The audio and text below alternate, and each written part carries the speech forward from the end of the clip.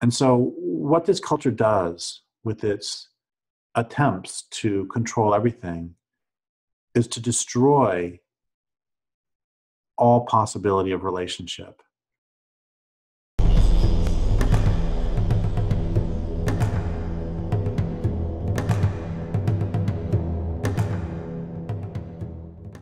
You know, I've heard this culture called a kleptocracy. That is that's a government base that has as its fundamental operating principle theft, and that's true.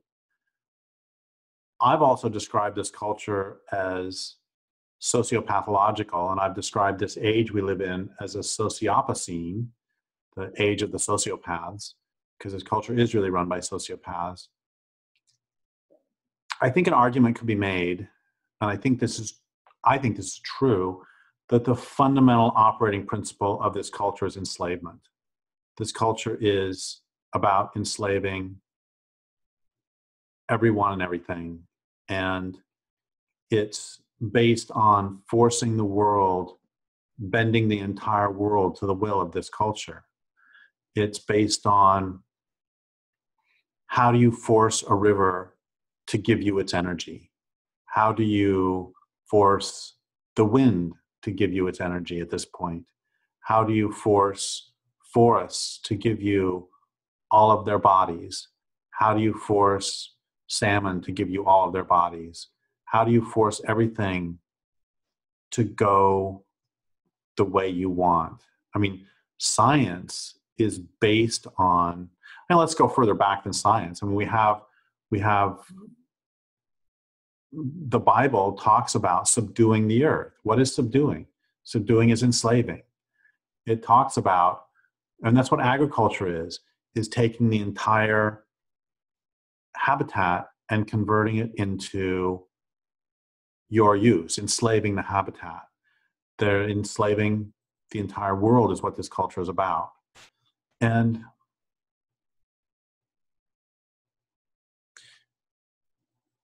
I think that this is one reason. I know this is a big jump, but bear with me. This is a big reason I think that this culture dismisses dreams.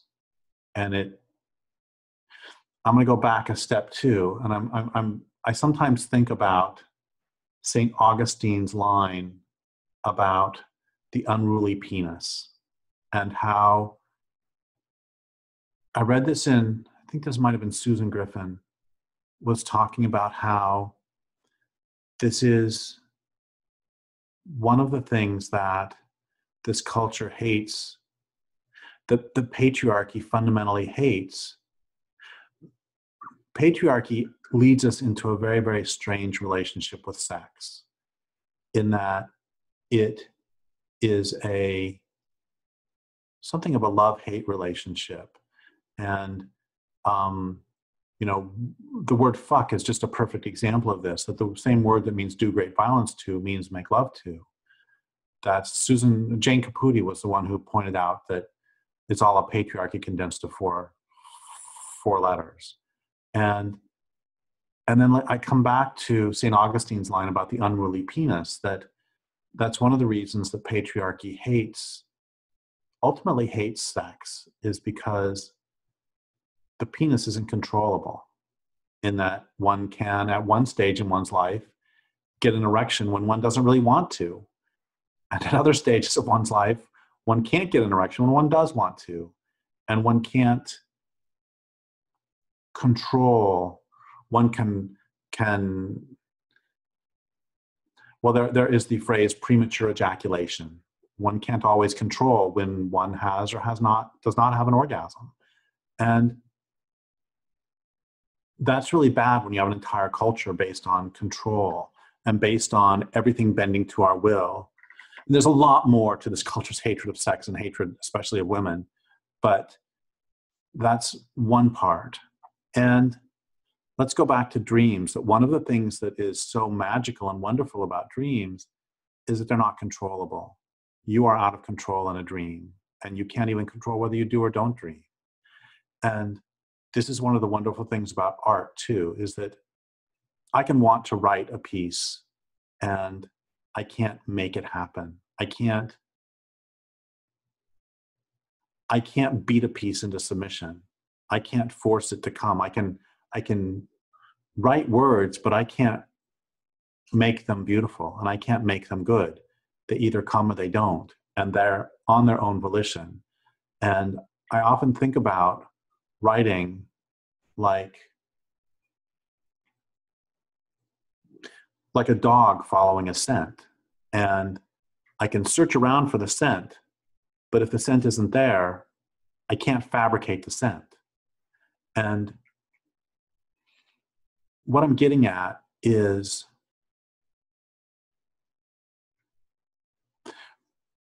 why were the Talawa able to live here for 12,500 years without destroying the place? One of the reasons is because they didn't try to force the place into their image of what the place should be. They accepted what the place gave willingly. That's the definition of sustainable, both in a social relationship to the land and also in an interpersonal relationship. That, I mean, those who've read my work know that my father was extremely abusive. My brother has epilepsy from blows to the head. He broke my sister's arm. He raped my mother, my sister, and me. And even as a child, I was thinking that, yes, he was like, my sister was beaten for not washing the dishes correctly. And he guaranteed that in the short term, she would wash the dishes more carefully, but the cost was at the cost of a relationship. And what we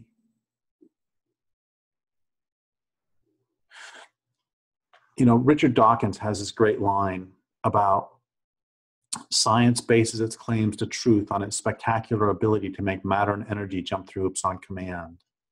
And that's absolutely true. The reason we know that science works is because when I flip a switch, the lights will go on. We can make matter and energy jump through hoops on command.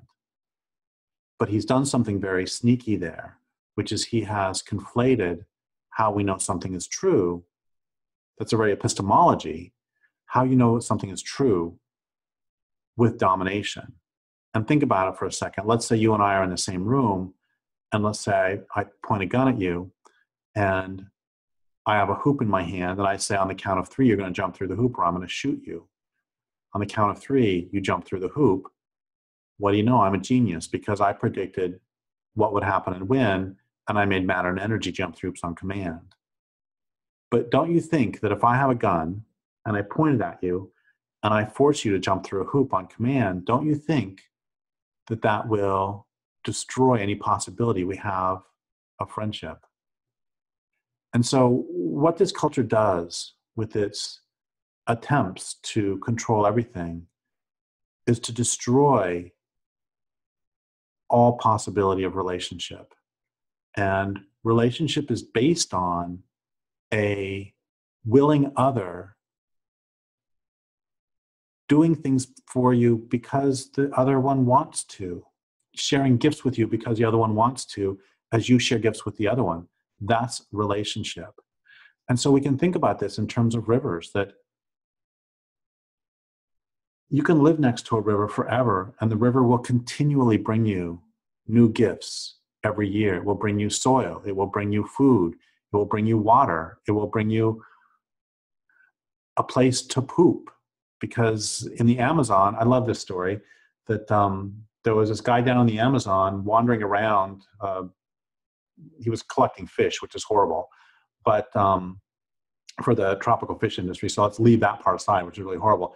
Anyway, he's wandering around, wading through waist deep in the Amazon, and some big fish comes up and starts poking him in the butt with its snout. And he's like, what the hell's going on?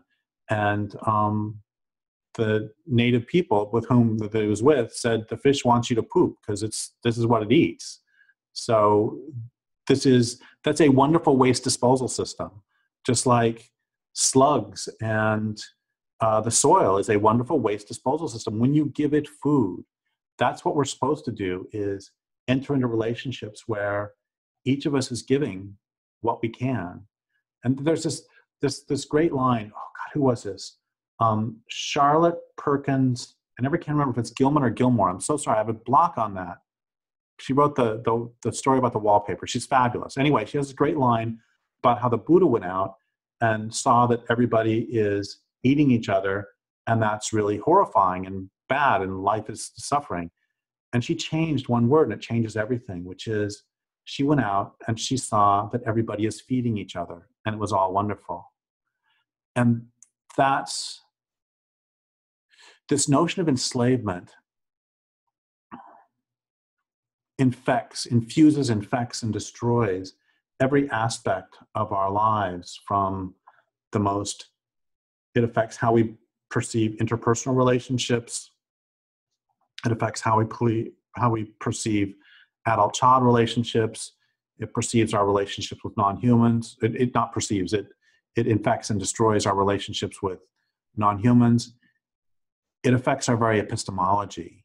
And one of the important things to remember is that if you force someone else to bend to your will, you may certainly win in the short run, but you won't in the long run. Every dam is going to fail. You can kill a river in the short term, but in the long term, it will erode the dam. And in the long term, you can't.